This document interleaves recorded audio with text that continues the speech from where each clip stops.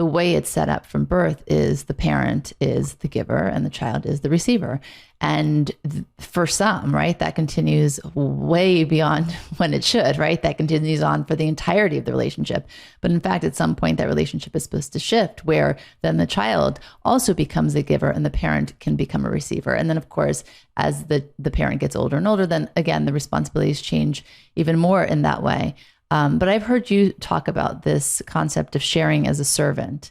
And you had said that when we no longer feel that we have a choice about whether to give or not to give, our consciousness becomes that of a servant, not in the sense of lowering ourselves, but in the sense of elevating ourselves, which is exactly what we're talking about, right? By elevating ourselves, we also elevate those around us. Right. Yeah. If I may say so myself, it's not my original thought. It's from the ancient wisdom, but I think it's a very important way.